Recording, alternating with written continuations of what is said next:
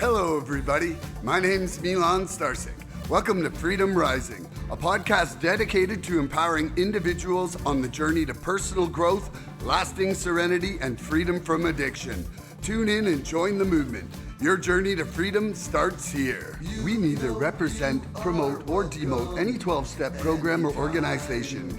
We are merely souls on the path of recovery with the desire to expand our lives and experiences and share them with you. Hello, everybody. Welcome to the 85th Recovery Freedom Rising podcast. I'm Milan Starcic with Co-Hosts Brandi S and Laura K. I'd like to welcome you to the podcast, Laura, and thank you for coming on and ask you to share a little bit about yourself. Sure. Hi, I'm Laura, and I'm an addict and an alcoholic.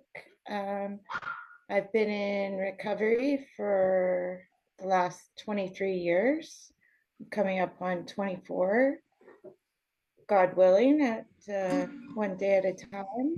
And yeah, I live in this beautiful South Okanagan, and really loving my life in recovery. Awesome. And yeah, thanks for having me. Oh, I was grateful you wanted to come on. So I asked this question of everybody their first time they're on the program because everybody's moment was different. But what was the pivotal moment when the program sparked a recovery fire in your heart? You know, when it went from something like, ooh, gotta do this to like, man, I love to do this. Oh, okay.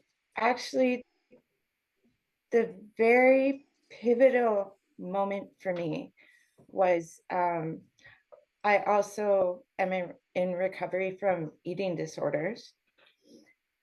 And so my health was failing really bad. I was clean, I was sober, I was doing all that stuff. But when I hit that point again where I was going to lose my life and I wasn't even using, it caused a spiritual awakening. And I was like, you know what? Enough is enough. I want to live this life. I've been saved so many times. I got to do this. And I started really connecting with my higher power. And by doing that, I really started to connect with myself. And the more I connected with myself, the more I forgave myself, the more I got to know myself, and I started to love myself. Mm-hmm. And then it switched from, you know, waking up being like, oh, what fresh hell is waiting for me today, to, oh my God, what do I get to do today? You know, what is the next adventure that today's going to bring? And yeah, it's been absolutely amazing ever since. That's beautiful. I love that. You know, what do I have the privilege to do today? You know, like it's really for me, you know, I notice that sort of gratitude level is like, you know, I either have to today, turns into get to. yeah, like exactly. But it's like also though, like a day can be the opportunity to solve problems or everything's a freaking hassle. You know, like just right like that. And so anyway, that leads us perfectly into today's topic, which is recovery fever. I'm burning up. Yeah. Woohoo! You ladies on fire? Like I'm burning up with this recovery fever. I love it. Brandi, could you share what this means to you and why you were happy to come here and discuss this today? Yes. First of all, I got to say, I knew I loved you the first time I heard you say you got recovery fever. I was like, oh, I like this guy. He's got my energy. I'm loving it. but going off of that, recovery fever to me, just in that general feeling of it, like it's, I used to always say like, I hated the term pink cloud because I felt like I'm a pink cloud person. And so maybe my cloud was like fluorescent pink for a little bit because I think it's a part we all go through. But, of having like recovery fever, fire recovery, all that and description of it is what drives me. I have like, I get to look forward to days instead of dreading days. There's so much of how I used to be that I don't even deal with on a daily basis anymore. I have to sit there and think about what my life was like because today it's different, and to have that drive and that willingness, like I'm eager to learn. I learned how to read in this program. Like I could barely read when I first got clean. It was just I had epilepsy when I was younger, long story short. So I learned. So stuff like that keeps my fire going, and it's acknowledging them because I can go about a day and be clean and not acknowledge all the gifts, and that's what keeps me so excited. Like I never thought I could be clean, never thought I wanted to be clean or could stay clean. And every day my recovery just like surprises, gives me another gift. It's just like that much more excited about it. And so much that like I love to talk about it because I mean, that's what we do in this program too. We tell our story, we talk about it. Like yeah, like the similarities. So if you got that recovery fever, man, it is something that's got to be shared because it is contagious for sure. But it's my recovery is fueled by gratitude, which also fuels the passion that I have. Like this program has saved my life. And because of that, I hope to always have recovery fever. I got a temperature every day because of Ooh, it, because 105. I could go on and on about everything that my recovery and this program has given me, like new and given me back in my life. So this topic is good because I think that we can go about our days, especially when we've been clean for, I guess it could happen anytime that we forget, how it was, what it was like, because sometimes I find myself saying I have to when I need to remind myself that I get to. So, any topic that revolves around the passion for my recovery, like I'm down with it because it's a lifesaver. And so I'm grateful for this topic. That's it. That's what I think about it. I knew it was great to have you on it. For me, recovery fever, like it just took off. Like I've said it before on this program, but to anybody who's new, like I grew up not knowing a sober person till my late 30s. Everybody drank where I grew up. Like a non-drinker drank six or less. And then there was, then drugs were just on top of that, and so I had no great example of sobriety. Like the largest group of sober people I ever met was when I went into treatment. For real, Mm, and but all of a sudden I knew like happy recovering people. And once I had a taste of the program, you know, I probably laughed more in the 35 days that I was in treatment than I had in 2 years before. And mm, and this program and these steps and this life can set you free. There's a reason why it's Freedom Rising behind me here. yeah. And and the fever that I get of recovery is this energy of life that like we're reconnected with this universe and it Mm, feels so good. Like I think, how free do you want to be? Well, get your that's surrender right. out and show me what you got. That's right. Because that's really what it is. And I think it's really important to share the happiness and freedom in sobriety. And man, Mm, this recovery fever, it's going to be like a perpetual motion machine because it's going to keep going the yeah. rest of my life. Yeah. And Laura, what does recovery fever mean to you? And why were you happy to come and share about this today? Oh, recovery fever to me is it's about just how I love my life and how I'm um every day in any way possible. It's about sharing recovery with people. That's my service work. It's not not only through doing that am I making a living amends for all the stuff I did when I was using, but I'm it I say this.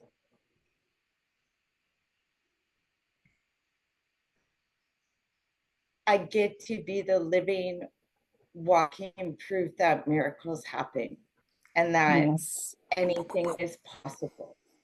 Yep. Yes. And for me to turn around and not walk in a good way and be unhappy is, in my opinion, shitting on a miracle.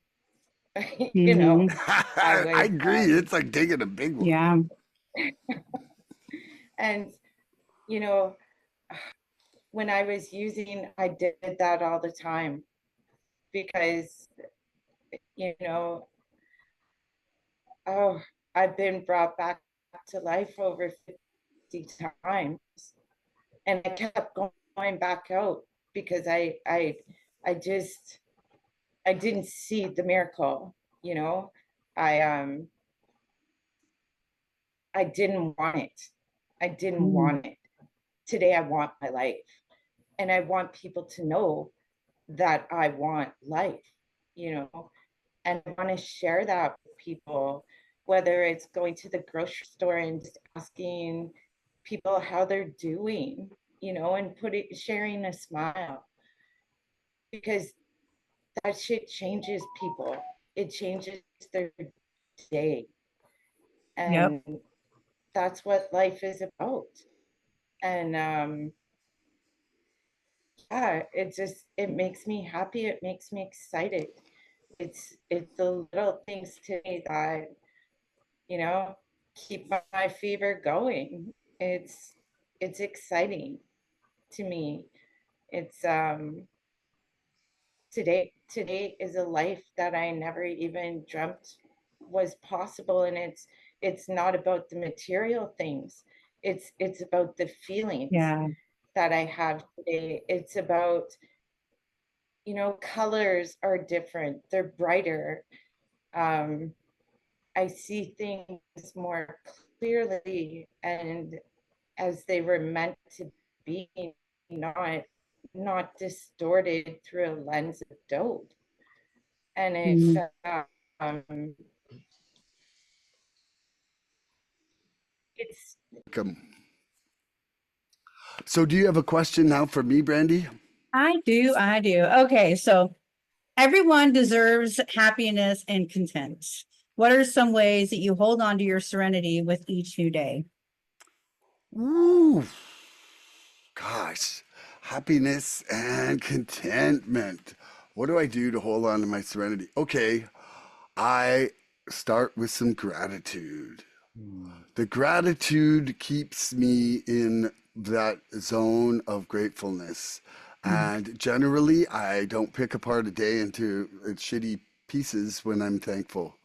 And Mm. for me, I really actually, it's been a big thing this last week and a half of just really trying to focus on gratitude for the things that I still don't have, but the parts of them that I do.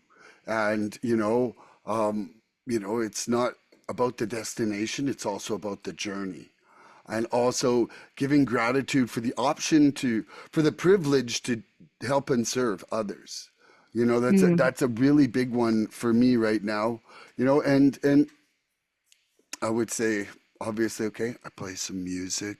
I play a little Yeah, bit. you do. I start my day with some songs, and honestly, that brings so much bliss into my life. I walk my dogs. Like being outside with a running Mm. dog makes me smile and laugh so much, and like they're just goofy jerks. And then Yeah. and trying to rest, trying to get better sleep.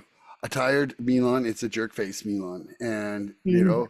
there's not much serenity too for me in coffee. Like I'm now officially tea only. And honestly, I never found serenity at the bottom of a coffee cup ever. Glop. Oh shit, I'm a jerk face. I'm going to leave that one there. Yeah. Yeah. That's good. That's good. All right. All right. I'll ask you a question. Same one. We always like to repeat the questions if you don't mind. Yes, So please do. it's always good. Yeah. Makes it fresh. Yeah. So everyone deserves to be happy and content. What are some ways you hold on to your serenity with each day, each new day? Well, just like Milan said, I start my day with gratitude. I start my day with prayer, giving thanks, and praying for others. I don't pray for myself anymore. I used to all the time, and I found that that actually caused more shit to come in my life. I would pray for peace or tolerance or something, and well, those situations that would teach me that kind of stuff just kept coming.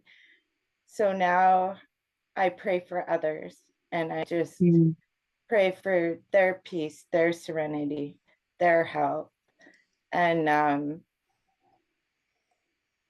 I just give thanks because I'm good. I'm covered. Everything I need is given to me daily. And then after that, I do honestly find serenity at the bottom of a coffee cup.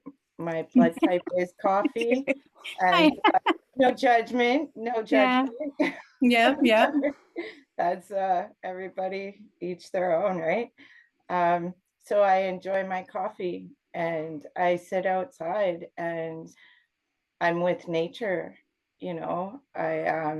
I get to enjoy the birds and the squirrels and whatnot. And then when my dog finally decides to get her tushy out of bed, she has this really cool thing where she walks to one of her favorite spots and she sits facing the sun and she welcomes a new day. So I love that. yeah, so she reminds me, she reminds me, and she gets me to continue just giving thanks. And yeah, it's a great way to start the day. It's when I do that, I know no matter what comes my way, my day is jam-packed full of gratitude and things that I can pull on that are pretty amazing, that always bring a smile to my face, no matter what's going on. So yeah, that's I love that. That was That's a beautiful awesome. answer. Yeah. Yeah. And now, I feel like Brandi, there's can going to you be, ask Brandi? yeah. Brandy. I feel like there'll be like a dog theme because I'm gonna throw mine in there. My dog's my life too. So how do I because I really do like to feel happy and content. How ways I hold on to my serenity with each new day. Well, I think I've for me, like it took a long time for me to really figure out that I needed that in my life. Like I just wanted to go through each day without wanting to use or trying to keep my shit together when really it was like I need to think about maybe instead of keeping everything together, like what do I want? Like what makes me happy? Because it's important for me to also make sure I'm happy and content and not just my family. Because I always was trying to make up for everything that I fucked up in the past. So, but my serenity is very important. It's very important. So gratitude. I like how you were saying, Milan, that like if you feel negative, if you just sit there and say like 5 things you're grateful for, and then 5 more if you need to, like it's amazing how much your mindset will change. Because I could take things for advantage, like just eating dinner with my family, or getting to think of dinner every night, which I hate. I didn't sign up for that, but I guess I did. But it's and taking time for myself. And like I like to paint. I'm really big into I like painting rocks and I paint them. I don't smoke them anymore. That's my big thing. So, but if I don't, that's like my way of meditation too. And I like to go to the river and look for rocks. I mean, that's like one of my favorite things to do. yeah. I could probably do a podcast on how interesting rocks are, but I won't this time. But just taking finding the joy in things that I like, and making sure I take care of myself. And with that, I feel peace in me, and like I can keep going towards growing in other ways that I know that if I'm not feeling peaceful or serene or content, like I'm going to start outsourcing to make myself feel better. I don't know if that's what I'll do, but I'm assuming that's what my addict brain will do. Um, but it's, yeah, being grateful and staying in the moment, and staying connected, because I can isolate real easily, and not in just because I can be boring, and I'm busy too. So I so easily can isolate. So staying connected is a big one, because I remind myself, there's people out there that think like you, Brandy. So I got to make sure that I give myself time. I fill myself with gratitude. And I do spend all day with my dog. I love my dog. He's my best friend. I gave him a bath today. Wasn't happy about it. I'm paying someone to clip his nails tomorrow because he doesn't like it. I clipped it short one time, and he doesn't like it. But Okay. my dog gives me a lot of serenity. And he is my dog. I think all animals are, but for my relationship with him, it's definitely a gift from God, because there's a lot of hard times I've been through that it's been me and him. And so, yeah, that's, I don't know. I think I answered my question, but I felt really good about that. I loved it. It was great. I love you guys. Has anybody told you guys that I love you today? I love I you am. too. Love you, Okie Milan. dokie. I got a question now for you, Laura Kay. What keeps you excited about your program? It's simply it's the opportunity to become a better person every day. Mm, Like, seriously, like that's the growth and the healing keeps me excited, because the possibilities are infinite. Um, Mhm. and I guess it's my curious nature, because every day is different. So I'm mm, excited about it. I'm excited to see and to learn what I'm capable of, because I've underestimated myself my whole life. And each day, right. right? So it's a new opportunity to be like, fuck yeah, I can do this. I got this. And I've got this in a good way. When I was using, yeah, I had things, but not in a good way. And Mm, today it's good. And I'm excited. I'm so excited about sharing my journey with others, mm, because then it's given my life a purpose. All my experiences weren't for nothing.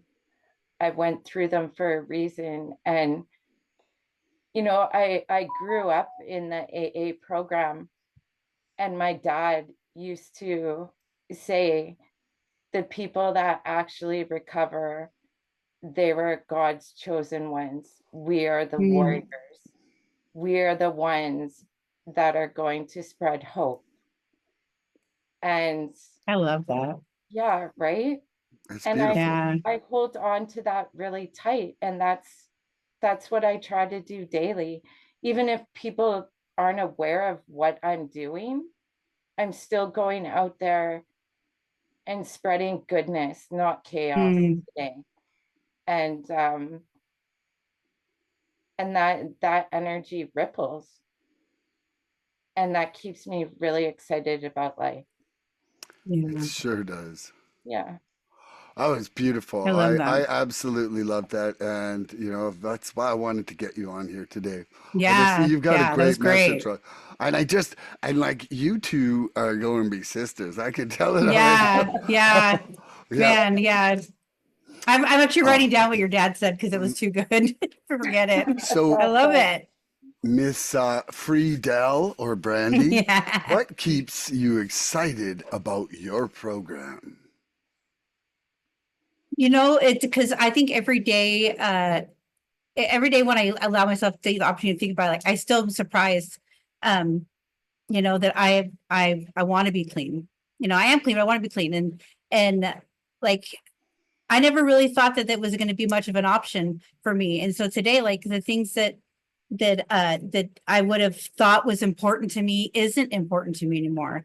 You know, the things I thought I would never share with anybody, I share, and it does something. And you know, like I came in here, I mean, like most of us, just broken as hell.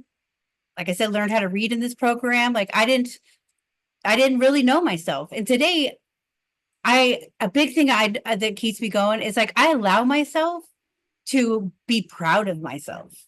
And that's a different feeling for someone like that. I mean, the shit that I feel like the piece of shit I thought I was, like for me to be proud of myself and but also humble at the same time, like to be able to do that. And like there's things I just didn't think that I could do. And like even being outspoken, even talking about like somebody getting advice from me. No, I don't think so.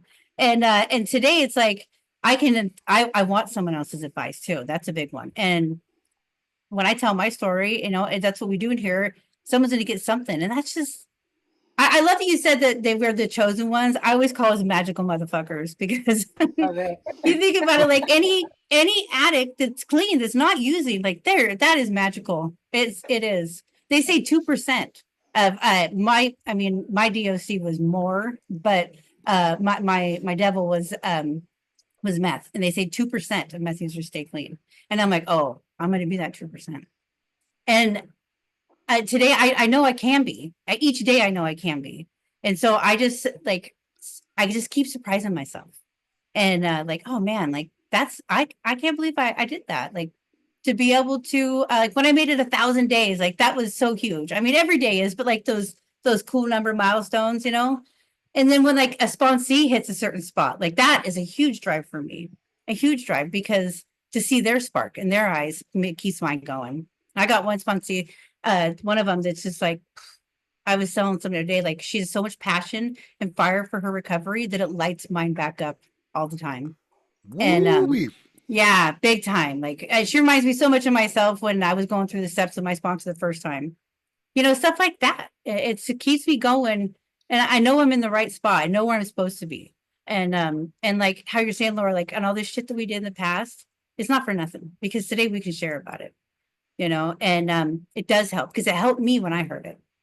It helped me when I heard somebody tell my story, you know, and that's it. And that's amazing on its own, you know, put that shame aside and just say it. And it's even if someone's just relating to you, it is so helpful. I still refer to the girl that told my story at my first meeting ever.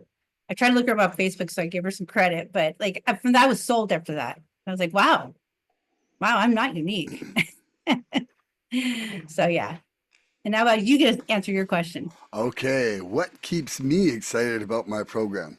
Well, there is a buttload of stuff, but but you know, like I do think one of the things for sure is working with another addict. Like, who would have thought our addiction and our tragedies and everything would qualify us, like give us the greatest qualification to help another addict out of anybody in the world? You know, like it's proven that addicts don't believe people who weren't addicts, you know? Mhm. And so it takes an addict to save an addict in that respect because we're actually showing people, oh my gosh, there's sobriety. Oh my gosh, there's happy sobriety. Holy shit, those people are burning up. Like I'm waiting for someone to come on and towel me off here in the middle of this. But you know, like just honestly being able to be straight and be happy, it's like it fuels my recovery all the time. Mhm. I never, ever, ever in a million years thought that I would be experiencing this.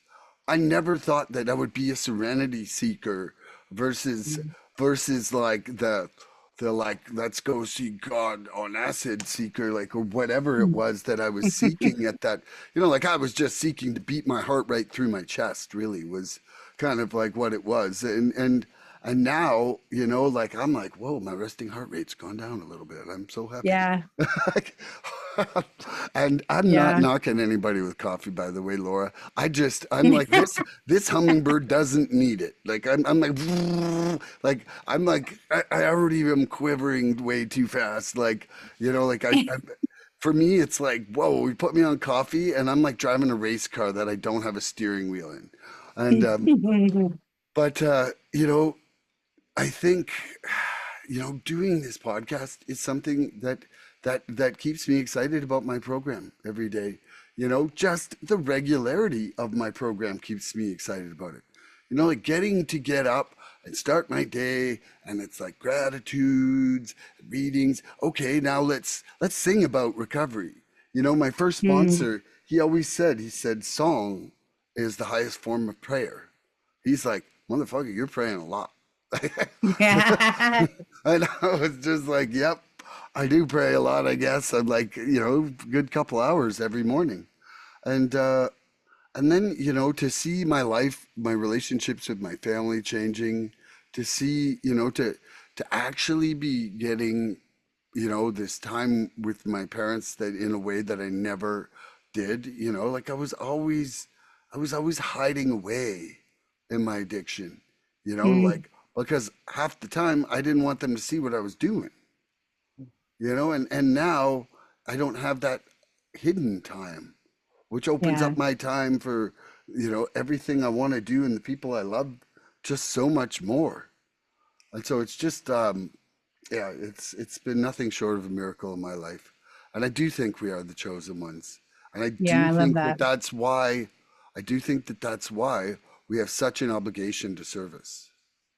Yeah. Like I feel that it's like we have to give it back in order to keep it.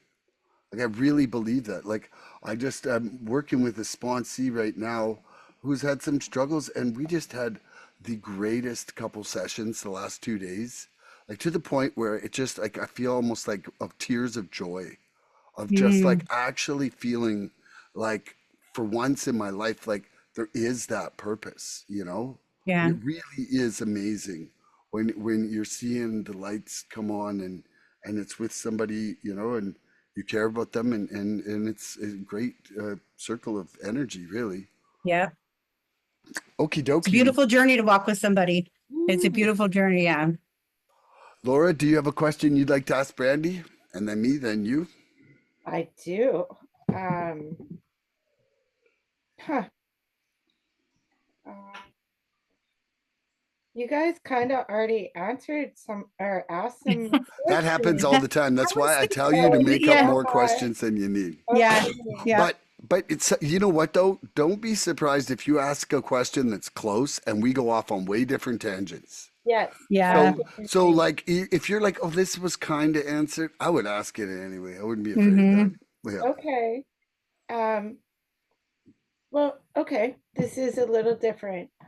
What changed in you to make you excited about recovery from dreading a new day to let's see what we get to do?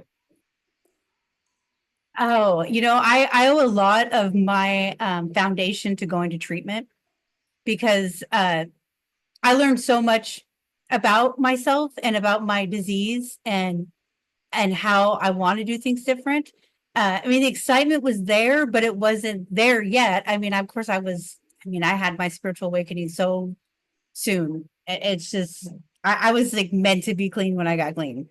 But I got more into when I became involved with service, and I was able to not just attend a meeting, like being able to help out and to do it. And I owe a lot of that to my sponsor because I didn't want to do service. I just wanted to go to the meetings. And then but I do everything my sponsor suggests me because I'd like this to be my first round and last round through. And it made a difference. Like it brought a lot more of like personal excitement into it. And and there are times where I was like, oh, I gotta do this. I gotta go. But in the end, it's like I get to. Like I get to be here and be present and have a conversation with somebody like this. even if it was a different topic, I would have never have done anything like this. I wouldn't commit to no service, nothing like that. I might say I would because I'm a people pleaser, and then I would cancel or not show up. And and and today it's like, so there's just the moments of what definitely being of service is when the fire really started going, because I felt a part of. Like I felt like I was, like, obviously I wasn't unique anymore, but to feel a part of, and it brought my recovery to another level, for sure. And I have to remind myself that, because I think that, if you do the same service position for a long time too, it can be a little bit like, oh, okay. I say it, so I host a Monday night on the meeting that I know Andrew from Meeting Makers. And I've done it for over 2 years since I started doing it. And every time, because it's right after dinner, and I might get there and I'm like, oh, I wonder if somebody will do it. And then I get in there and we do clean time and I'm like, let's go. Let's go. I'm ready. I'm so ready. Let's keep going. And then I don't even want to end the meeting. So it just reminds myself that, like, I have to acknowledge those moments that still continuously happen, where I can fall into, I'm tired. I just got done eating dinner. I don't want to do anything, to so excited. I always call clean time celebration my form of nighttime coffee, because I'm just awake, and yeah. And also when I realized that somebody walked around and wrote a book about me and they called it the basic text, I knew right there I was where I was supposed to be. So I got a lot of moments, but like they all kind of collectively go to the same subject. Beautiful. Thank you. Could you please repeat the question, Laura? I sure can. What changed in you to make you excited about recovery, from dreading a new day to see what we get to do? Wow. So, okay, like coming into treatment after kind of dying, like heart stopping and ending up scared. I was scared. I was rolling into treatment on fear. I did like Mm. my near death experience was not pleasant. There was no light, there was no tunnel. It was not anywhere I wanted to be. And so when I rolled into options, the treatment center there that I went to, it was fear motivated. But as soon as I walked in the door, it was my friend young Gabriel who looks at me. He's like, "You're in the right place." I was like, "Okay, finally, I'm in the right place." Like, like 5 words, life changing. And then I saw that they were like happy and joking around. And then they were like Mm. working real hard on their steps, when like every part of the day, those 7 people that were already there when I arrived, they were like into it. And they were like, they were 4 to 6 weeks ahead of me. And they looked freaking great. They looked great. They were happy. They were laughing. And I was just like, boom. I was sold. I was like, that was it right there. It was like I went from hopeless to hopeful. Zero faith, Mm. but hopeful, as like and I was open minded and I was willing. But it was right. It was in that first 4 hours of arriving at options that I was just like, okay, that's it. I'm in. And then, like over that first weekend, even just a series of things that we went to a couple meetings, and they were like, boom, like these transformative messages for me of like blowing every reservation that I had out of my thing. Like boom, I think my final reservation was like my mom dying of cancer. This guy comes in, the first meeting I'm at, and he's like, yeah, my mom died of cancer. And I got to, like her dying knowing I was clean, and everybody in the program, and boom, so Yeah. their reservations, like my reservations are just getting shot out of Yeah. the air. And then it's like, and then the Sunday, so I got there on a Friday, so on the Sunday we went to like the one of the counselors from options, Shirley, her 16-year cake.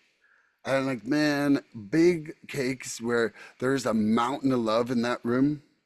I'd like anybody who's new out there, and you have the opportunity to go to like cakes where people are like, right involved with that community and loved.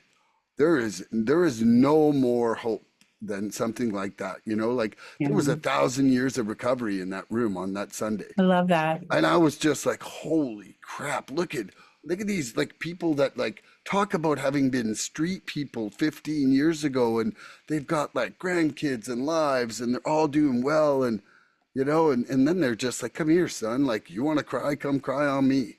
You know, like it was just like, boom, pulled me right in and loved me. And that was it. Like I was like, I'm in. I'm in. I've been waiting my whole life for people to show me love and acceptance back. Yeah. Makes you think like, why was I fighting it for so long?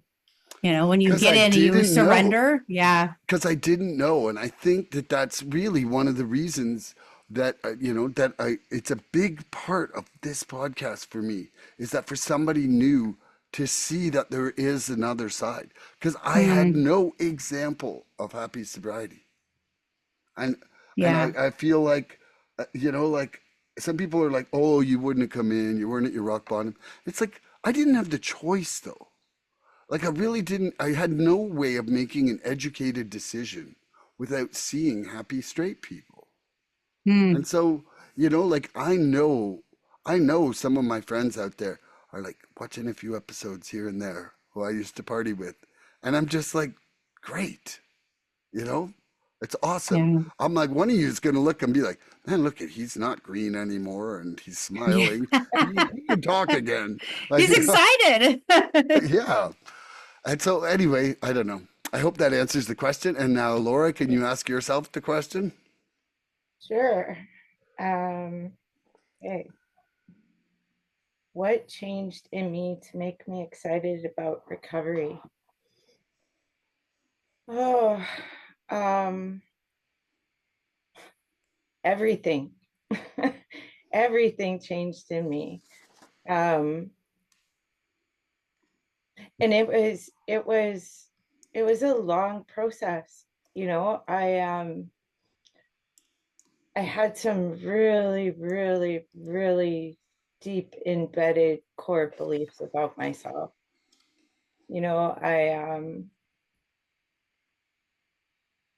My trauma therapist came up with a new syndrome working with me. He called it the guilt suck syndrome because I was literally That's guilty for breathing, for taking up mm, somebody else's air if I was standing too close to them, and I really truly believe that I was some evil kind of monster.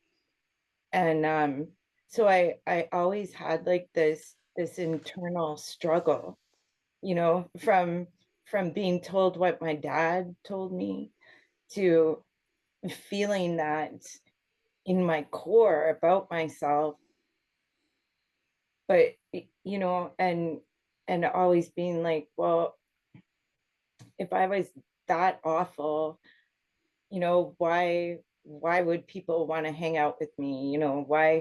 Why do animals trust me, kind of deal? Like there was things outside myself that made me question it.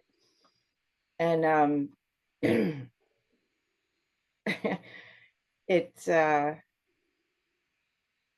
this is kind of dark, but this is the truth. It was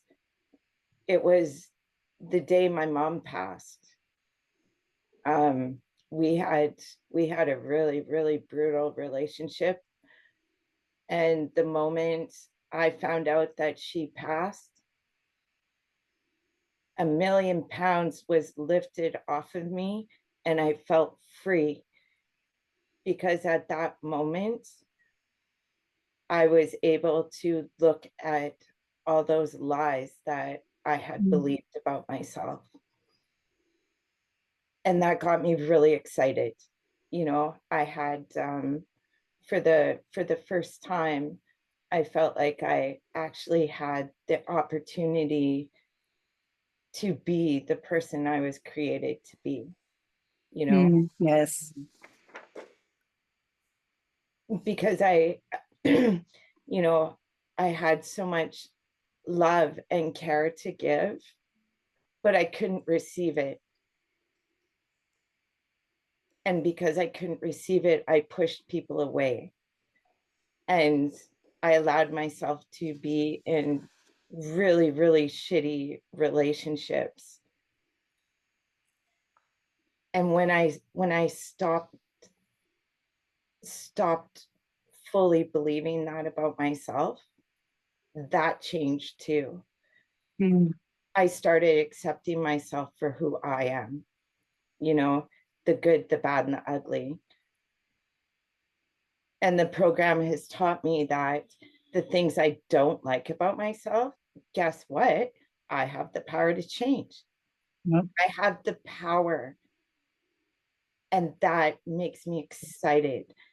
Mm. No longer am I fucking powerless in my own story. This is my story, and I'm going to create my life, the best life. Yes. You know, how exciting, because I spent so many years powerless.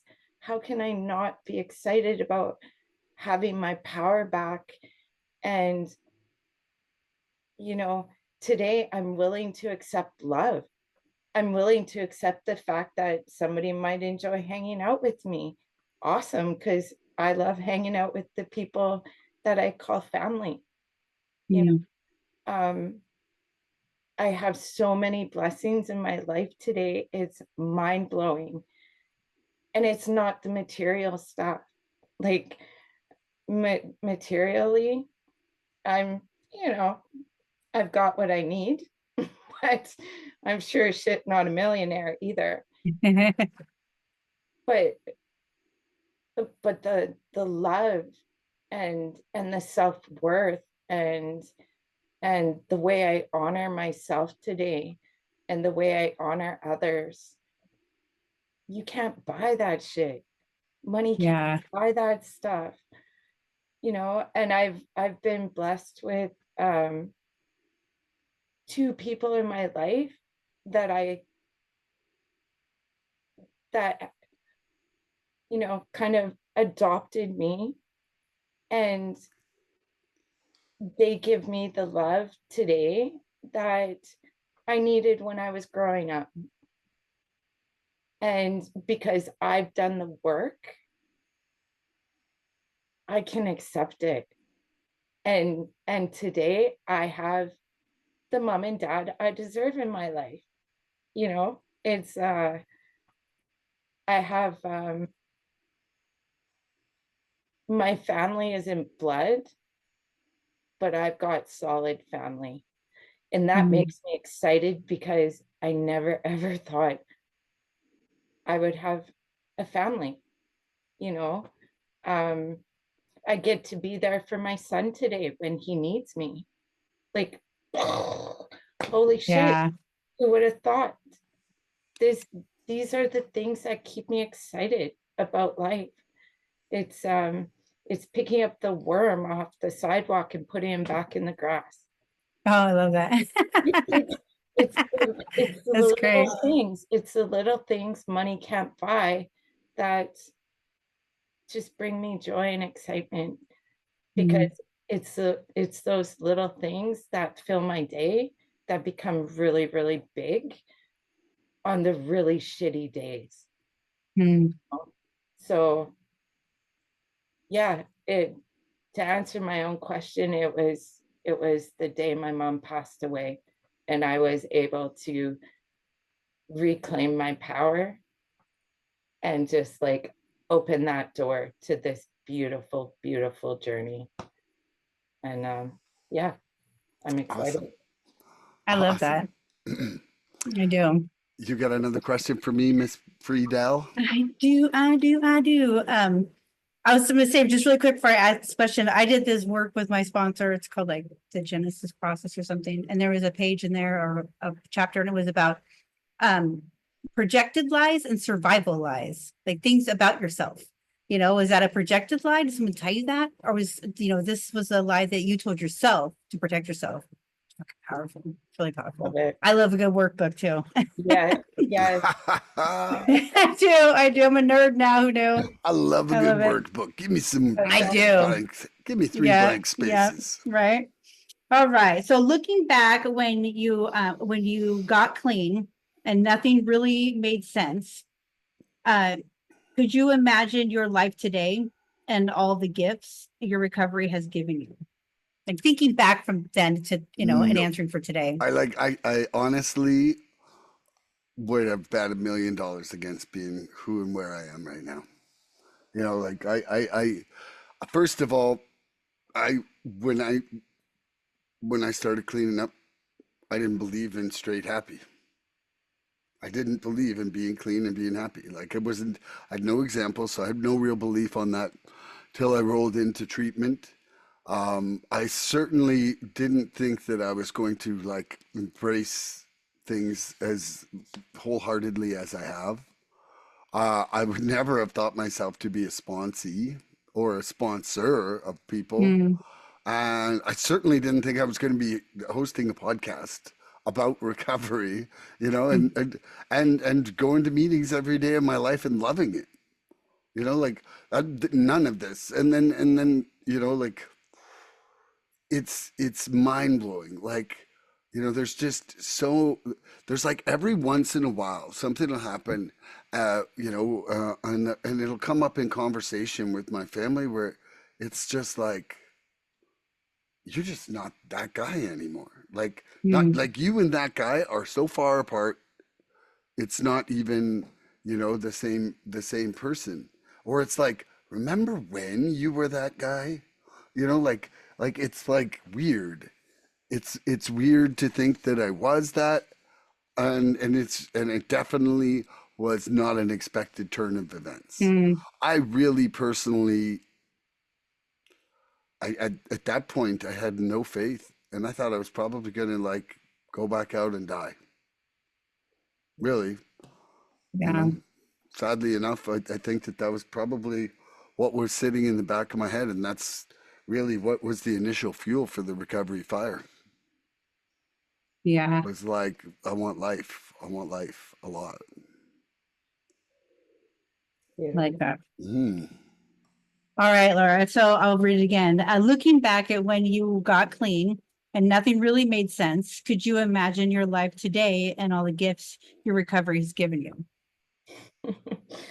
No, no, not at all. Not at all. Um, when I first cleaned up this time, because I had been trying to get sober, wow, since I was 13. That was the first time I went to a meeting on my own for myself. And I just couldn't get it, treatment Mm, center after treatment center, and trying to do it on my own because I knew the program. I grew up in it, right? But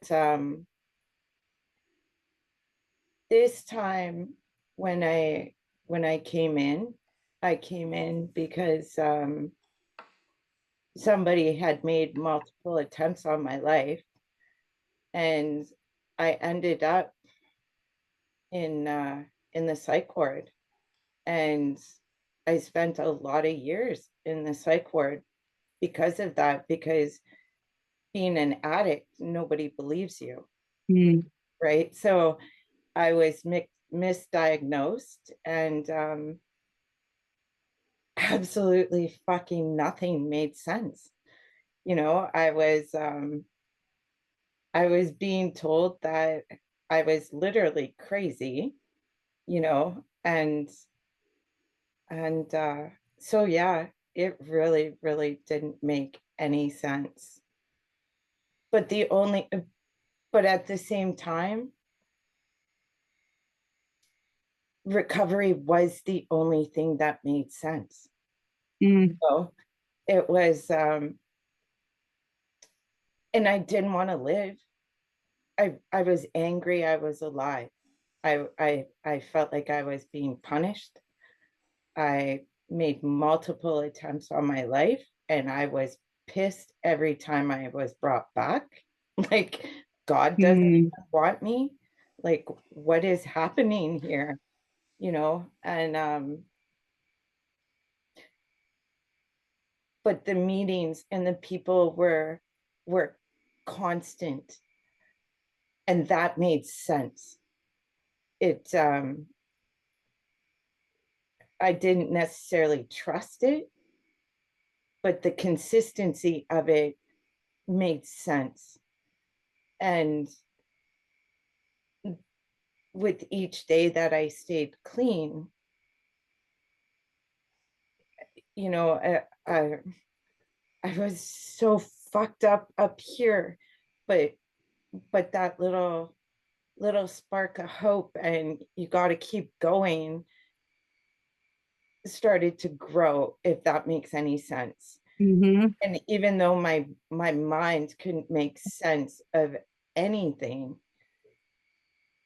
my recovery made sense. My continuing every day to choose to give it a shot made sense. You know, yeah, it took, because of how I came in, and because, you know, I was well, I spent 10 years in the psych ward, my first 10 years clean. So that kind of, that changed. You know, I'm sure if I was on my own, maybe I would have, I don't know. I used to think maybe I would have been further along, but everything happens for a reason, right? I'm Mhm. grateful for those years today being locked up, because guess what? I'm not afraid to sit with that crazy homeless person, because I know how to navigate people like that, because I've Yeah. lived with them. So thank you, Creator, for that experience. But at that time, no, it did not make sense at all. And it took the first 11 years, honestly, of my recovery to start making sense, and Mm. and to change, you know, to but again, it was that constant of meetings, and that one day at a time, and the Yeah. love and support of people that that made sense, that I was able to hold on to. So yeah. I love that. That's great. I love it. Okay. I asked myself, right? It's Oh me, yeah. right? Oh Okay. yeah. I was Oh yeah. like, I got lost in your share. It was good. Um, so yeah, looking back to the very beginning where nothing really made sense. I definitely could not imagine the gifts that I have today. And like you were saying earlier, like not material at all. Um, like I went to treatment and I went to quit one drug only because that's what I felt like had me there. I didn't like, the fact of me quitting everything didn't make sense to me because I had every reason to use the other stuff. Shit, I'd go buy it at the store. And mind you, I still have the same issues that I deal with and I don't use. But but when I was in treatment and I was like trying to get connected with my higher power again. And I remember being like, if I'm supposed to quit that, would you just give me a sign? I promise I'll look for it. I will look for it. And the next day I read this little daily reflection and it says, you were on the path I put you on. And that's what I said. I said, am I on the path? And then that's exactly what it said. And I was like, okay. So then at that point, like I didn't really think, like I had shit stashed in my grandma's house from when I got out of treatment. And I was like, called my husband. I was like, just get rid of it all. And that was the beginning of me not realizing what this program was going to give me. And and then coming and and starting to do life after treatment. And like they say don't date for a year. I'm already like 15 deep years in my marriage. So like I gotta just jump back in and still take care of me. And but with that, my husband and I, we were just roommates for a long time because I lied to him for so long. I broke his heart so many times. Like he's a huge part of my story because he's still with me and he's got to see all of it. And like we were together for the kids. That was it. And we celebrated our 20th wedding anniversary last September and we renewed our vows. And that's huge Ooh. because there was a time that like he wouldn't do it. And he'd tell me he wouldn't do it, like that's why I wouldn't let him legally separate from me because I was afraid I couldn't legally get him back. And like I was holding on and stuff like that. Like the relationship I have with my husband today, we're like best friends, and being able to be there with my kids. I didn't know my daughter had struggled with suicidal ideation in 3 attempts until after I got clean and she told me about it. And with this program has given me the tools to help her, and I helped her celebrate 3 years of no self-harm. And like that's an amazing gift that this program's given me to be able to give to my daughter. And my kids live my recovery with me for sure. And and just being able to love myself again. I didn't think that I needed to, like I just wanted everybody to love me. Like I wanted to make up for everything, but like that's when I realized there's times I got to think about myself too. Like when I made amends to myself, that was a tearjerker. And that all that stuff there, like, and I always say, like, I live in a townhouse. I'm disabled. I live on a fixed income. Like, I'm not some CEO millionaire, but I'm so happy with my life. Was able to get the car of my dreams, which is a Subaru. And I have that's amazing because that wouldn't have happened in recovery at all, even if it was from my disability claim, because I would have not made good choices with the money. And but today I could do something like that. And I don't like car payments, so I have to say that. But it's all the things that I didn't that I probably took for granted I could have had before that I hold on to today, and I'm grateful to have. And that's not even touching on the community I've gained of support and love, like the fellowship. Like, I come in here and I can talk about anything, and they love me. Like, you guys love me, you get me, and I'm able to vomit my words out, verbally process things, give praise, talk about what I'm feeling in that moment. And that's important, because even though I have support and my family supports me, my husband's a normie, a straight up normie, and I've lied to him so much. Like, so he's supports me, but like when there's things I need to talk about it in a raw way, this program has given me the opportunity and place to do that, because I know so much that if I keep that kind of stuff in my head, it gets a little messed up in its own, because I'm an addict. I might not be using, but my brain still tries to tick the same way. But I'll end it with this too. Like I said, like I learned how to read here. Like I held myself back a lot because I was too embarrassed to read out loud, and because I learned how to read super late. And my sponsor's amazing. For whatever reason, I didn't care that I started every word in front of her, and we went through the whole book. And now I raise my hand to read. It's not even a thought in my head, and that's a huge gift for me, because I struggled all through school. I'm like, I don't have my glasses, I can't read, and every reason why I couldn't do it. And today I'm like, I'll read, and that's a big one. And they taught me how to read. This is one of the gifts. You're not the only person I know who said that story. Like a Yeah. lot of people who've read the book with their sponsor, literally was the first time that some patient person took the time and read with them. Like I know at least 10 people. And I mean, I knew how to read, but I couldn't read the first few weeks I got straight. My brain was so Yeah. scrambled. It was like, I remember being in the treatment center and being like, man, I've read this page 10 times and I don't know what it Yeah. says. And Well, so I went through the steps the first time with AA, and the big book, those words are so old, like I don't know what they mean half the time. I had to pull a dictionary out. I'm like, what? Do they even use this word anymore? they So it was literally a put little. out a plain text version. They put out a Did they? plain text Oh, version last I didn't get November. that one. Oh, Yeah. that's cool. That's Yeah, cool. I'm That's going to. funny. I go to like on Fridays right now. I go to a big book study with it. I was like, I'm not going to use Yeah. it because I'm used to the old one, but I'm like, I want to Yeah. go check it out. And so we go and we read a page each, and yeah, we go on that. Oh, uh-oh, Yeah. Hey. something just happened there. It looked like can you It hear was me? your. Yeah, Yep. it went to go Yep. share a screen. I picked up my paper and it touched the share screen, and I was like, whoa, I ain't sharing nothing. Yeah. Careful now. Okay, I'm going to ask you, Laura, another question. Okay. What is the single most profound way recovery has changed your life? Gratitude. Gratitude. Nice. far gratitude, because with gratitude, it strengthened my relationship and my growth with my creator. Through that, it strengthened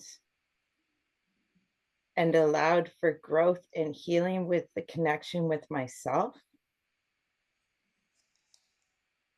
And to me, addiction is disconnection. Mm. Today I am connected.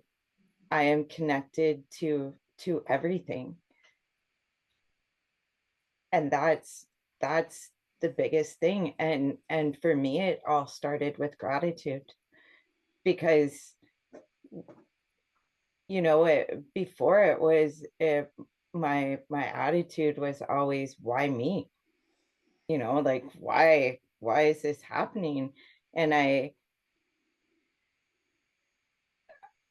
couldn't get out of that sick thinking cycle, and Mm. when I focus on everything that's wrong, that's what I'm going to see. So gratitude, when I changed my mindset to being grateful, yeah, I'm not naive. I don't wear rose-colored glasses, but I choose not to focus on the bullshit. I Yeah. acknowledge it, because life is life. I acknowledge it, I deal with it, I go with the flow, but my focus is on the blessings that I have in my life today and what I'm grateful for. And I'm literally grateful for everything, even the shit shows that show up, because to me, everything's either a blessing or a lesson. I can't lose. Either Yeah. either I'm being blessed or I'm learning. You know, Uh, it's beautiful to me. It's absolutely beautiful. And it's being grateful allows me to look at things that come in my life not as good or bad, but it just is. Again, it's either a blessing or a lesson, because as we're everything happens for a reason. That's what we're taught, you know, and it doesn't have to be good or bad. It's just something that I'm supposed to go through. And usually Mm. if it's shitty, I go through it because then I'm going to be able to have the compassion and empathy to help somebody else through something similar. How can I be angry about that? How can I feel sorry for myself? I feel like I'm going through school. I look forward to the day I graduate these fucking life lessons. Yeah. Grateful for them, Never gonna but happen. I get to help somebody else. And Mm. it's beautiful. It's really beautiful. Awesome. Love And that. Miss Friedel Brandalita, what is the single most profound way recovery has changed your life? Man, definitely gratitude, and to go further, my relationship with my higher power, which has allowed me to embrace self-love, because I did not love myself. I know you're supposed to love yourself, but when you let so many people down, and even myself, it was hard. Like, that's a huge gift for me.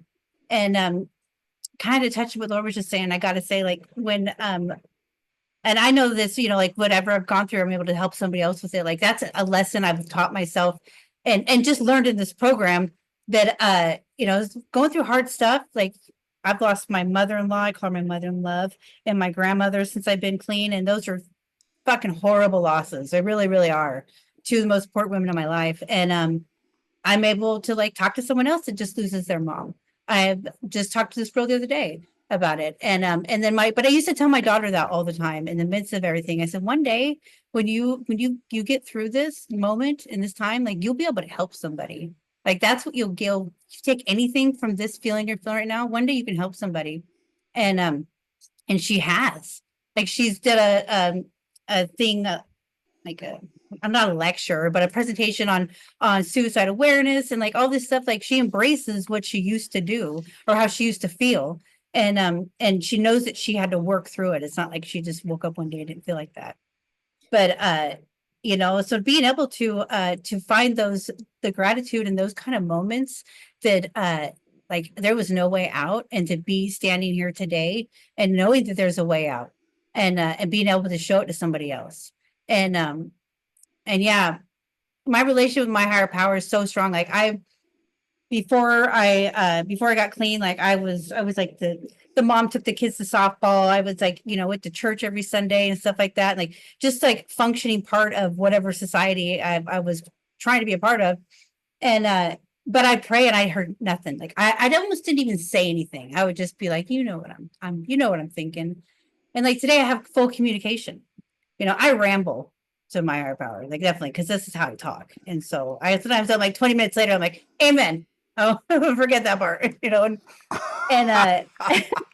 and so it's like, and that relationship is so important because, you know, like I used for 30 years, and I remember getting on one knee and like praying, and I'm not that kind of person, but I was that day, and I was really high, and I was like, I don't want to do this anymore. We can't do this anymore.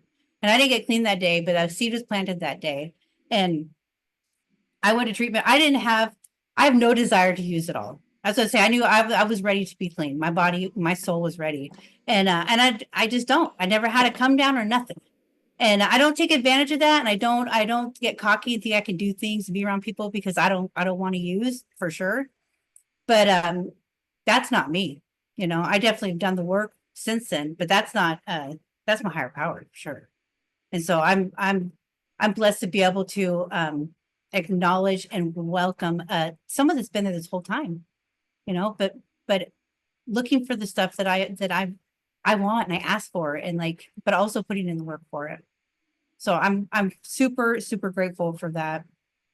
That was a lot of answer. I loved it. I, I I love couldn't both your pick answers. one. I couldn't pick one, so I had You to know what? ramble. I was like, this is going to be difficult. I'm like, I'm not even going to Yeah, pick just one. Like, come on. I love Well, it okay, though. the single most profound way recovery has changed my life. I honestly feel like it's turned it from dying to living. Like Mm, I was literally watching myself die every day, wondering if I was going to make it through some nights. And you know, now I really feel like alive, and like I have a life purpose now, you know, and that purpose is, you know, to learn acceptance and surrender, yeah. and to just keep going on my program. And you know, like I uh I feel that I was really not able to see anything clearly in my addiction. And it's like I might not like what I still got to work on, and I might, you know, like there might still be some shame in my actions, but overall, you know, at least now I know what it is I need to surrender, what is not working, what I need to make amends for. And I was just like John C. Blame Alito. Like I was like, you know, this has got to be you, Brandy. This can't be me. You know, like how Yeah. could you? I was, you know, I was the pity party specialist. I was Mr. the Prince of pity parties. For sure I Mm. was. I know, like I could think of three friends right now where our relationship was entirely based on mutual pity partying. I was like, whoa, look at my pity. And I was like, well, you know, I got a bigger pity than you could party. My pity party was like, and then, you know, picked a pack of pickled peppers and it was a pity party. Yeah. And You were a so professional pity party planner. I was a pity party planet. Woo! That was Yeah. the pitiest partiest. Mine had the pitiest parties. Yeah. So anyway, yeah, like I mean, you know, just for myself, just the first part of my answer, just to feel like I'm living, you know, like I I'm 1 year no smoking. Like 1 year no smoking. Mm. I was smoking since I was an embryo. Like, I mean, I have 51 fucking years of good old smoking. Like, Yeah. like this is not, you know, it's amazing. And like I'm singing better from it. I'm exercising more from it. And it's the right path for me right now. And Miss That's Laura, awesome. do you have a question for Friedel or Brandalita? I do. Um, okay, here's one. Happiness is an emotion. It comes and goes. In your opinion, how do people in recovery find joy? That's a good question. That's a really good question. They think also that question could be asked like ourselves, like in any part of your recovery, the beginning, especially, but like for me, after I was off my hot pink cloud is what I call it, I had to sit there and be like, I literally have to find joy. Because I used to thought I found joy in using and like, I would like smoke pot for say I'd do it before, during, after everything, like because that made it fun. I found the joy in everything if I was doing that. But I had to muster it naturally. And and it was for me, it was I was gonna go right back to gratitude. Like I've given myself pep talks in the morning. Like you are blessed. Like there's so much good for today. Like I haven't even stepped out of my bedroom yet, but today's gonna be good because kind of how we were talking about, the last when you're sharing about like it is what I say it is. And so if I can say that I'm happy and I'll catch on to that eventually. But if I'm like, this is just shit, this is shit, and also realizing that like every day isn't going to be super exciting. I got to be happy with just the dull moments too, happy with just being at home, that kind of stuff. And so like to be able to find it and keep it and hold on to it for each day as much as I can. I mean, definitely it's a goal. I don't have a goal to feel shitty. And but it's an important thing. So I find it in the stuff that I definitely took advantage of before, and I make sure I speak it because there could be nothing wrong in my life, and I'm like, I don't even want to get up and do today. Like I just don't want to do it. It's like the same old shit, and but I get to, so I'm happy about it. Like my thing I do, because I went from working 40 hours a week to being disabled. And so being your own boss at home is really hard. I've done so many different routines. But today I get up and I do my little routines because I'm very OCD, like make my bed, make sure everything's done, and then I paint. So my goal every day is to do what I got to do so I can sit down and paint. I like to do it before it's dark, but it doesn't always happen. And that makes me happy. It makes me happy. I was telling my sponsor that like, painting rocks and painting anything really is like my form of therapy, or meditation even. And I've done a lot of therapy because I've painted a lot. And I never knew I had talent. Like when I was tweaking, like I'd color, but like I never really finished anything and it was looked really bad. And today, like I could paint really good stuff. And I'm like, what? And that makes me happy. It I does. need a brandy painting. Yeah, yeah, I yeah. Yeah. I've do. done some pretty cool ones. I I need just some like can't brandy believe art it. here in my little Yeah. podcast You know what zone. I'm gonna do? I was like, because I'm modest about stuff. Like I'll never sell anything. I'll give it away. And but I was telling my husband because I got too many on the walls already, and I'm like, I'm gonna donate them to a thrift store, and they'll sell them. And then I have sold art at that point. Beautiful. Ooh. That's awesome. And then I was like, there we go. Because it's Yeah. cool. Like I know people would buy, I would buy it if I saw it. And Yeah. so I was like, there we go. Then I'm like, then I'll be, selling my art. And like when I moved, I had a whole bunch of painted rocks. I took them down to the river and spread them different spots. And so people could find them later. And Awesome. so I love that. So yeah, that's a good question. Could you please All repeat the right. question for me, Laura? I can. All right. Happiness is an emotion. It comes and goes. In your opinion, how do people in recovery find joy? Okie dokie. So there's been other conversations, and I know one thing is that happiness is like from external forces, but joy is from within. Mhm. And joy is generally associated with being like a deeper, longer lasting thing. And for me, joy comes from not having all that bullshit going on in my head of doing the wrong thing. Like, joy comes from doing the right thing. Joy comes from service for me, for sure. Like, man, I like the joy I had this morning with that sponsee was just unparalleled. It was amazing. And then, for me, it's also it's also about listening to myself. Like, Mm. do I need more or less sleep? And then, because sometimes if I let myself get more sleep, then it's like it actually shortens my morning.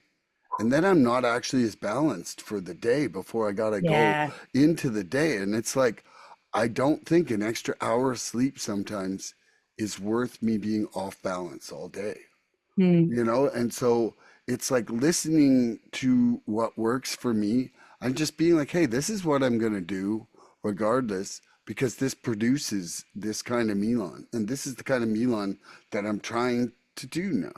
Like, Hmm. like I don't think I'm going to like stamp out like a perfect Milan every day. That's not what I'm saying. But I do know the recipe for joy for me, more serenity, and everybody else receiving a better Milan. And that's rested, that's eating right, that's doing some exercise, that's making music, that's doing my program, that's doing my meetings, that's doing these podcasts, that's rinsing and repeating. And the rinsing's more for your sake because I would start to smell after a while. I mean, I won't smell you. You're fine, really. Oh no, but it'll be the Right. next phase, the next Yeah. computer. Yeah, Laura's like, yeah, Yeah, but on right. Thursdays it's a small Yeah. room. Yeah. It's the Yeah. smallest room for this meeting ever. Like, Yeah. Those are great though. I know, They are but if you're smelling, everybody's going to be telling. Yeah. Yeah. true. Right. Right. Yeah. All right. Awesome. Is it me? Uh, We got, no, Laura's got to answer her own oh, go. question. Oh, yeah. Sorry. Go ahead. Oh, Yes, you okay, do. great. I do. Okay. Happiness is an emotion, comes and goes. In my opinion, how do people in recovery find joy? Um, Again, being in love with life for me really has a few common threads. It's gratitude. It's once I got connected to myself, nothing can happen to me that I can't still bring a smile upon my face and feel joy in my heart because Mm. I have so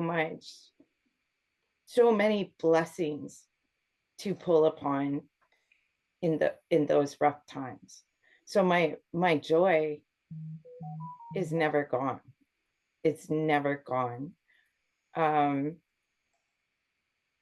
a, a huge thing for me finding joy was accepting and releasing control.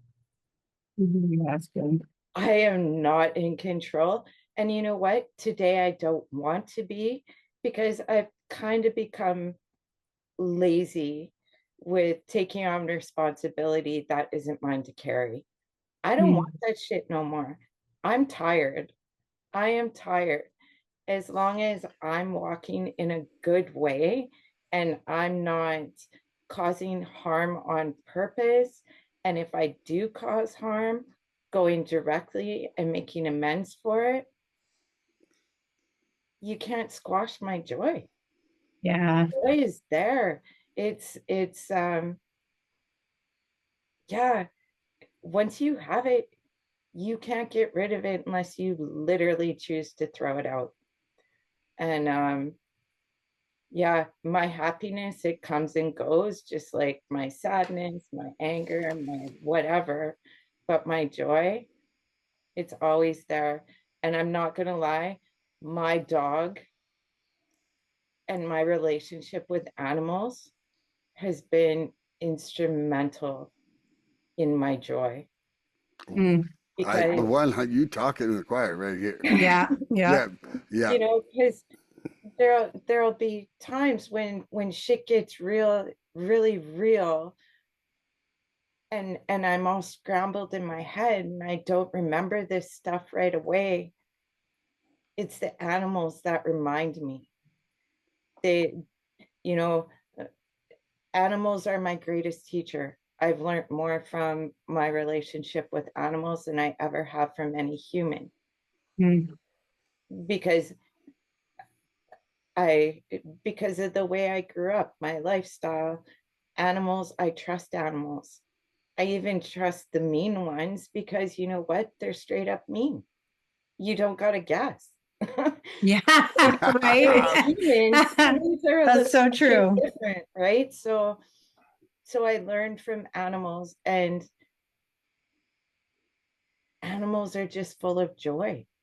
They're full of Mhm. living in the moment.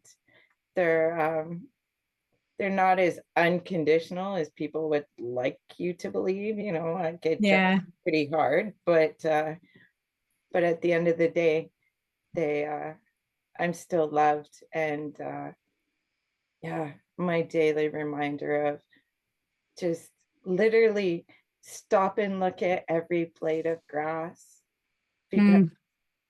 it's life, and life is precious, and in that life you have joy.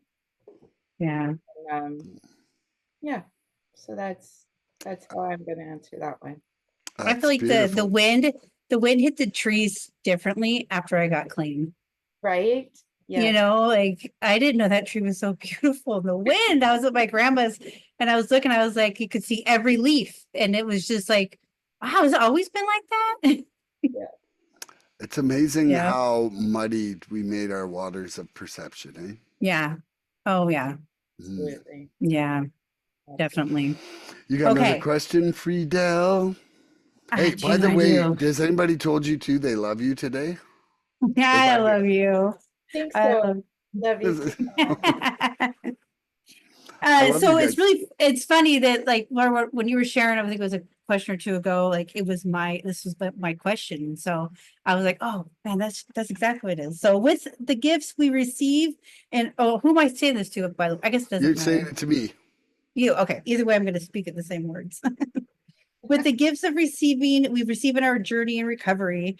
There are also lessons to be learned. How can your lessons learned be turned into gifts? Okay, the gifts of receiving. The gifts that we receive in recovery, like Oh, what we okay. get, Okay. but there's also lessons that we learn along the way. How can you turn those lessons into gifts? Well, because we could give them away, kind of exactly like you were talking about with your daughter, Mm. and how she's able to share that problem as a way to help other people.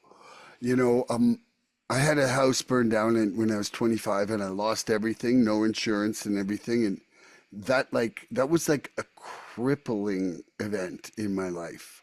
Like I went from life, great, nice instruments. I just built my first home and it was gone in an hour and 10 minutes. And that has proved to be one of the greatest lessons in my life. So lessons might not be able to be received as gifts right away. Mm. Very Like true. for me, there's a digestion factor. Hmm. And I'm just not far enough in life or my program where I can instantly pull myself out of a situation and be like, how's this going to be in 5 years? Yeah. Because even doing that, aren't I taking my will back? Because then I'd be trying to make the next 5 years fulfill what that lesson I'm supposed to think, you know? And so, like I can see now, like even now in my recovery, I have been super humbled financially, just destroyed, and just trying to not lose my house, right? And one of the things I'm already seeing the lesson in it though. Like I'm already like, okay, I needed to change my focus. I needed to change my life. And I also, I needed to get ready for like I'm, middle aged now and I need to get ready for when I'm older and I'm not earning and that I will be on a permanent budget. And I kind of feel like, oh, this step happened right now to educate me. It's educating me on being just a better, a better budgeter, to not waste in my life. Mhm. And not wasting is a good thing. Yeah. Like it's just like when you have excess, sometimes you waste excessively, not even not even intentionally, but just through busyness. Like life can get you so busy that, like sometimes you have to be able to stop and see and evaluate things. And so I feel that, time makes those lessons gifts for me. Mm. That's what I'm going to I say. like that. Yeah. I like that. That's good. All right, I'll read it again. With the gifts that we receive in our journey in recovery, there are also lessons to be learned. How can your lessons learned be turned into gifts? Um,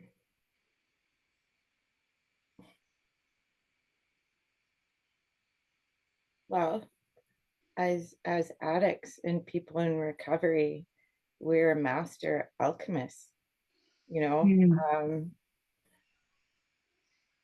Every For me, it comes back to nothing is good or bad. It just is the way it's meant to be. And whatever I experience in my life, I'm meant to go through it, whether I Mm. like it or not. And there's a reason for it.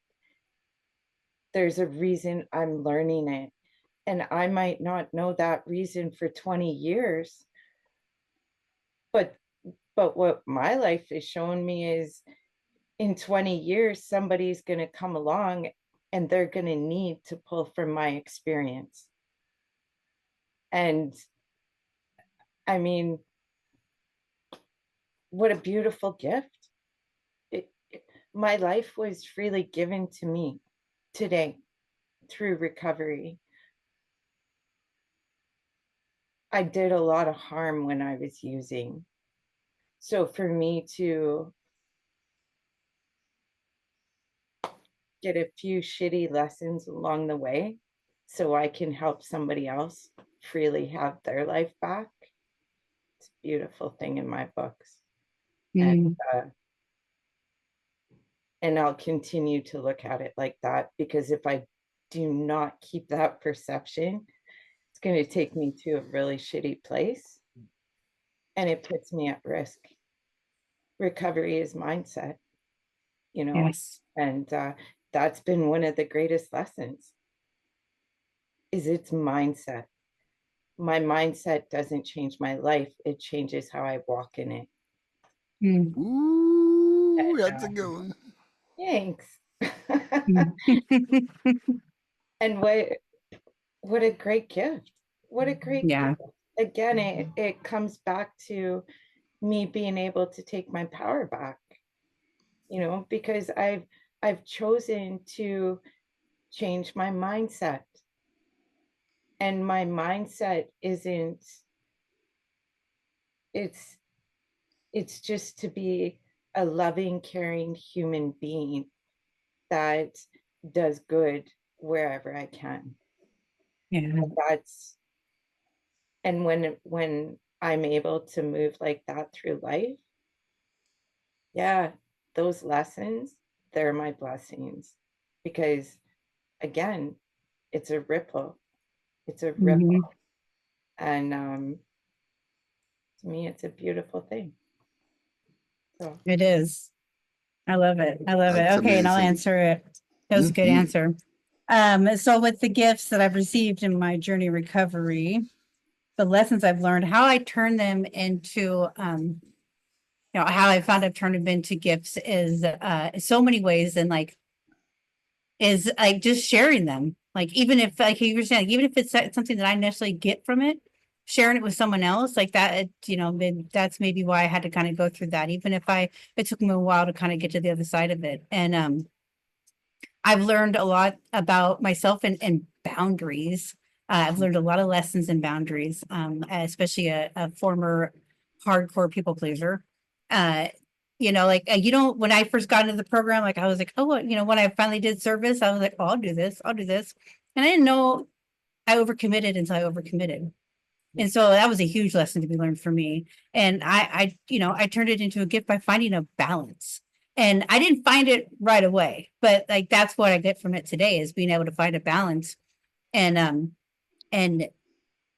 you know, being able to put it all out there and still be able to help out, but then not do too much because you know, like I have with my family, like they know I do meetings because if I, you know, I don't put anything in front of my recovery. And but it doesn't mean that they always have to come second. And you know, so when it comes to like my family, because I've learned a lot of lessons when it comes to that too, you know, trying to jump in and be the mom and the wife and you know, freshly recovering addict. I didn't do everything right. And but I was fully open with learning and learning how to attempt to get it right. You know, like I don't strive for perfection. I honestly think it would be really boring to be perfect. So I would never strive for that, but to be a little bit better, you know? And I think that any lesson we go through can be turned into a gift for ourselves or anyone else if we choose to. You know, it is a perspective completely. And I know like if something doesn't work for me, like, you know, if it doesn't work out for me, like I've learned like if I have to lie to get something, it's not supposed to be for me. Doesn't work out for me, it's just not supposed to work out like that. You know, that's just what it is. And that's a huge thing I've been able to get from whatever lessons I feel like I get thrown at me left or right or can, you know, see with my own eyes kind of thing. You know, that to knowing that like it's okay. You know, something will come from this. This isn't what it was supposed to be. And like I'll do long story short, my husband and I, we lost a baby almost 21 years ago. And if I hadn't have gotten, and that was a huge lesson all the way around for many different reasons. And if I hadn't have gone, if I'd gotten pregnant, I would have never known I was, you know, less than a year away from full cervical cancer. And so then I would have never had children. So the son that we lost, not only saved my life, but gave me my two children. And like, that's one of the biggest things that I've like, that was something that I don't think I could, I'm grateful. I wasn't grateful for a long time. I was very bitter and angry. And of course I didn't understand. But today, like I've turned that into, like, he's a gift. But I choose to look at it like that. And I choose to, and it took a long time. And looking at things for, like taking the selfish out of it and just trying to understand. And I don't, you know, I wouldn't know what to do without my two kids, even though they bug the shit out of me, you know. 18 and 13, man. They said have two kids, they'll have fun together and get along. No, they won't. No, you got two hands full right there. Yeah, right. Yeah, but they're amazing, you know. Having a mom and full addiction and going through everything. They're pretty amazing kids, and I'm blessed in that department for sure. Okay, well, we've come to the fun and exciting spitfire moment in the show where we're going to put on the timer. And now, well, the questions will get asked, but we have 1 minute on the timer to answer them. It's lightning round. Okay, you ready for this, Laura? No, but okay. It's okay. You know what? It's just it's something we do. A minute takes a long time when you do this. I'm telling you. I'm like looking. I'm like, I still got 30 seconds. Squeeze a lot into there. Okay, so now my question is going to be: what do you do for your daily program? Boom. Me? Yes. Oh, okay. Well, this won't take a minute. I pray. I walk in gratitude. Actually, I pray all day. I meditate a lot, and I'm not talking sitting there meditating. I'm talking about being mindful and being in the moment daily. This keeps me out of the past, out of the future, and in right now. And of course, I go to meetings when I can, and service. Awesome. And that's it. Well, there's lots more, but yeah. Okay. That was the condensed version. Okay. And Brandi, what do you do for a daily program? I definitely don't use drugs. That's a big thing. And I try to stay in my program as much as I can. If it's, I follow a bunch of people that do meetings and we all kind of try to hit them up when we can. And I try hard to keep up with them. I listen to a lot of recovery. I do a lot of podcasts, and I try to just stay in the moment, stay present, and not think too much far ahead, and stay grateful. Recovery is definitely in my life all day, and it's on purpose. I even like meeting makers make it like that, I got to remind myself sometimes, but I stay in the moment and I try not to think ahead and I stay out of pity because I'm just like that too. My day's not going good. My ankle hurts a little too much. I feel like shit. And if I feel like shit, then my attitude is shit. My recovery is not being looked at. So definitely try to stay grateful and in tune. Nice. Beautiful. Okay, Milan, what do you do for your daily program? Well, Milan, I wake up. First of all, I try to make sure I get enough rest. That is like so important for me for frame of mind. I will get up, I do my gratitude list, I do a couple readings, read the JFT, I do the daily reflections. Then I jump into a couple songs, try to do some kind of exercise, walk my dogs. We'll try to do like a morning meeting or I'll do a podcast. Like I'll actually, I consider these actual meetings for me, to be quite honest. Like we're literally talking about recovery and sharing, and so it's like a little mini meeting in a way. And I will work with sponsees. If it's my day with my sponsor, I'll do that as well. And I'll go to meetings, and then I'll rinse, repeat, and recover. Boom.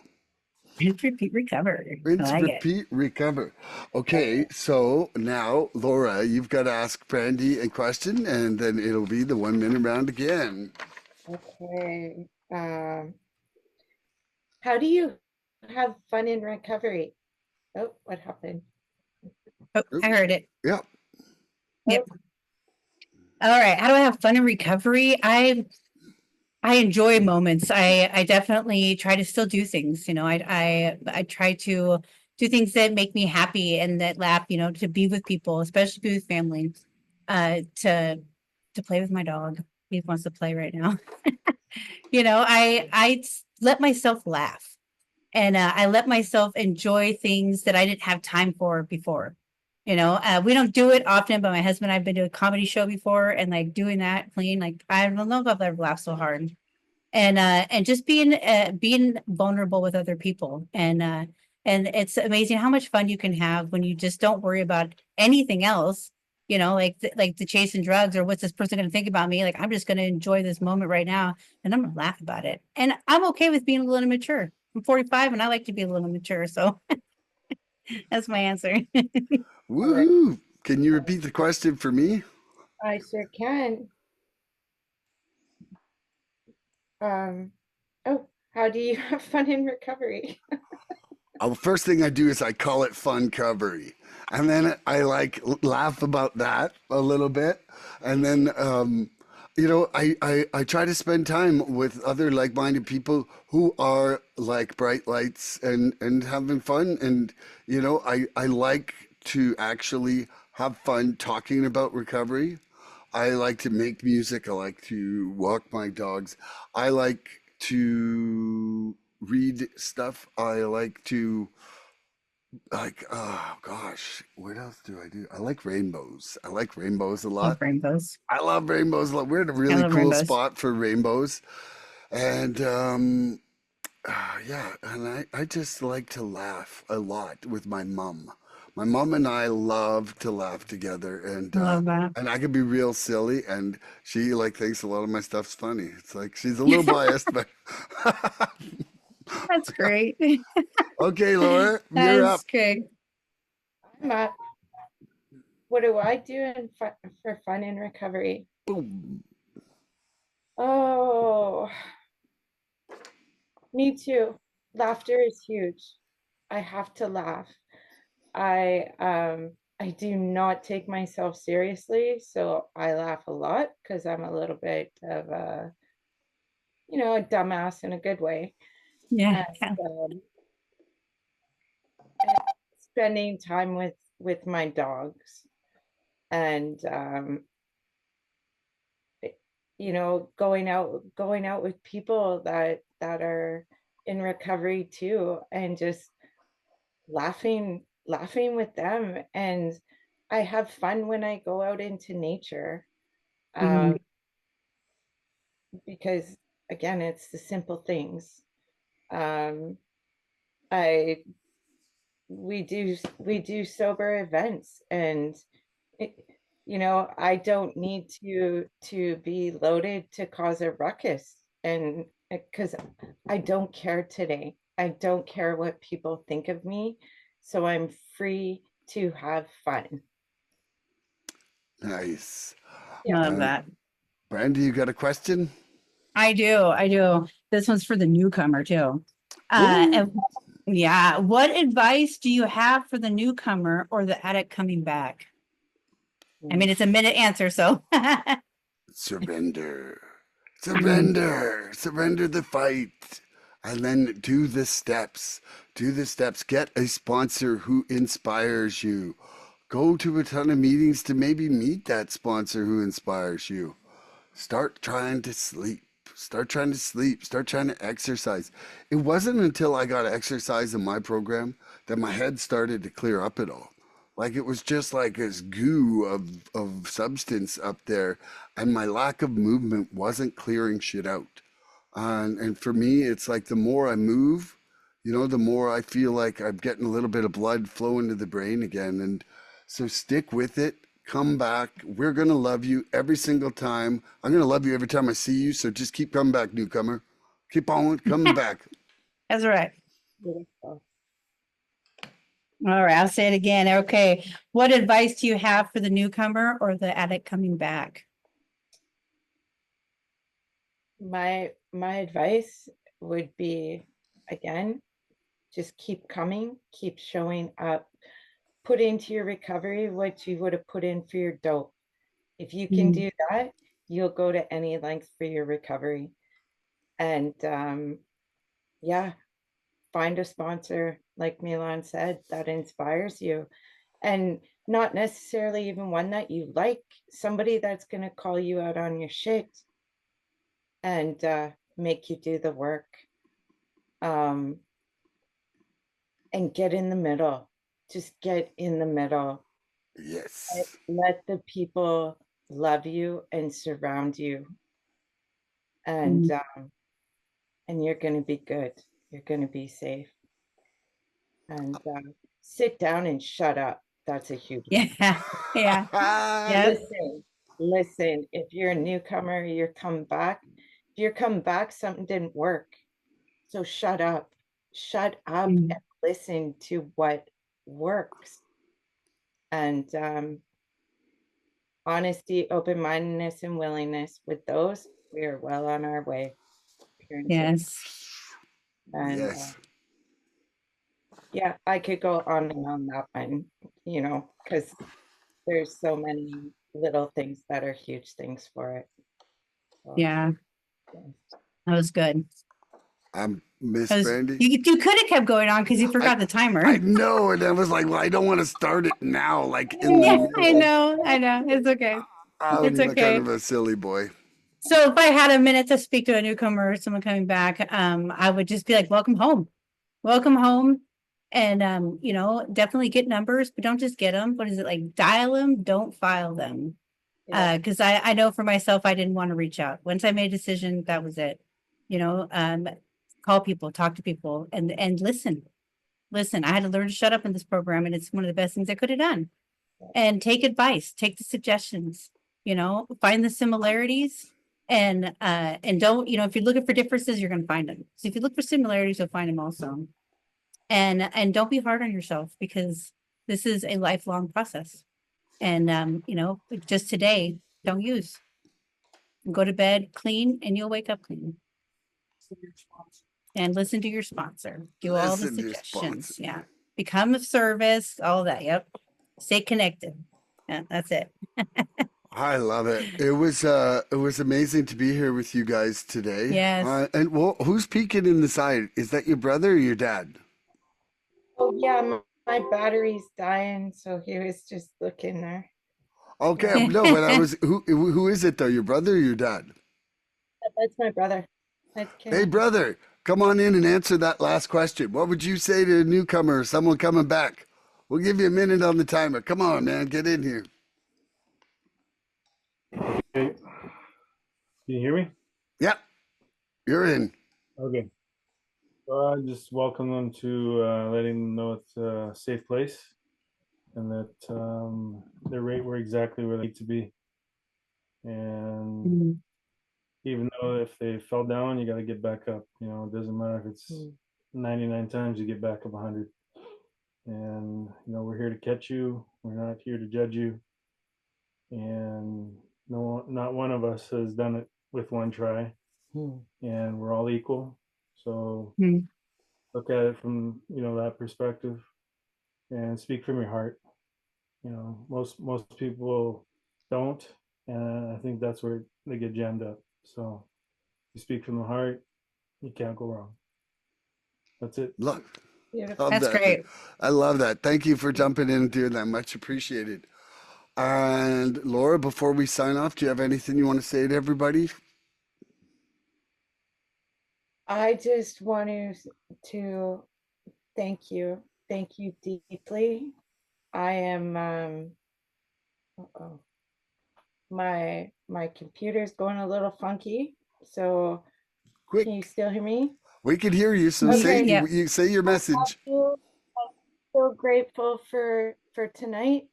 Thank you for being part of my recovery, for helping save my life again today. And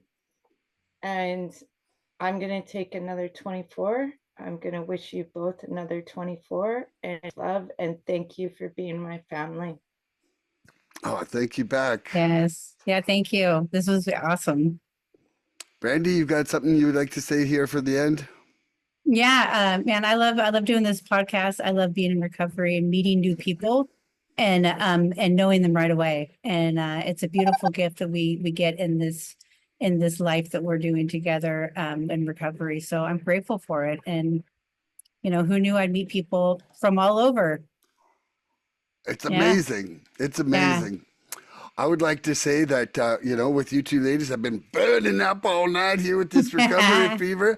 I love you guys, and I'm so grateful both of you wanted to come on. I feel both you guys got the recovery fever. I definitely got Yes. it in my heart, and I'm super happy that we got to spend this time together. And everybody out there, tune in next episode for more recovery fun. Bye-bye, everybody.